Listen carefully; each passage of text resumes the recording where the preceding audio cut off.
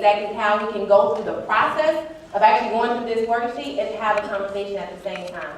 And so what I want you to do on handout number 5, I want you to take some notes. We're going to go through the process and you'll see it. But I want you to take some notes. How is Lauren, who's going to be playing our TMA, how is she being curious? How is she being logical? How is she being sincere, etc., to make sure that this conversation is going to lead to outcomes that are going to drastically change my classroom? And so just to recap, we're going to be, I'm Jessica. We just saw her video. She was a math teacher with the fraction child. And you've already come out, you're a CMA, you went in her classroom, you observed, you've already come out with a theory. Can someone just remind us what that theory was? Say again? Management, great. So you came out of that, you're like, I'm thinking management. So now you're going into this conversation, already having developed that theory, already having taken some notes, and you know exactly what parts of the lesson that you want to kind of illuminate for this core member to make sure that she understands the connection. And then you're going to try to walk away with some next steps. Okay? So we're going to walk through this conversation. And this again is the CMA and I'm the core member. All right, I don't know. I'm sorry, I was going to say I don't have a microphone, so I'm not super loud, but if you can't hear me, just let me know. All right, let's start with part 1. Hi Jessica, thanks for waiting a couple of minutes. I'm sorry I'm running just a few minutes behind. No problem. I mean, I've been working on finalizing my lesson plans for tomorrow, trying to make the best of every single waking moment, and tonight, I'm going to be in bed by 10:30. No problem.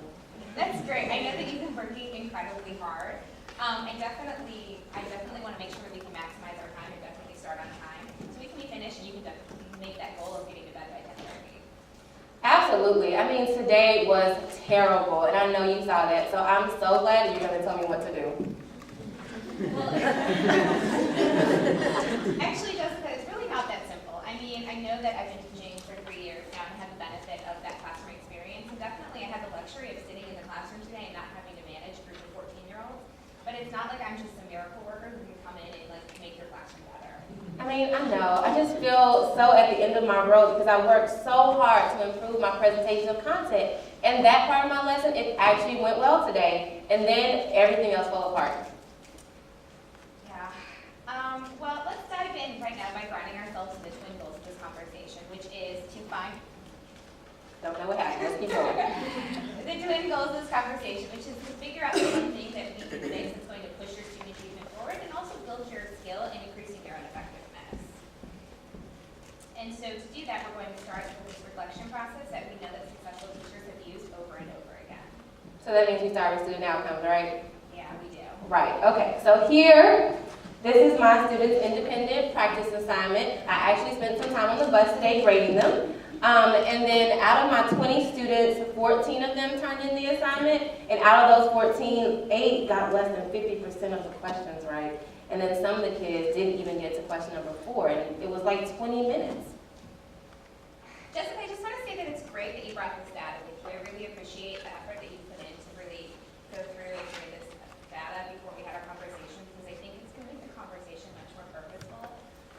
And I feel like it says something really impressive about you to sit there and say something that I know that it's not going to have the outcomes and the students aren't going to do what you want them to do. But I feel like the fact that some of your students didn't complete the assignment is actually telling something to us that's really important that we should definitely tuck away for later.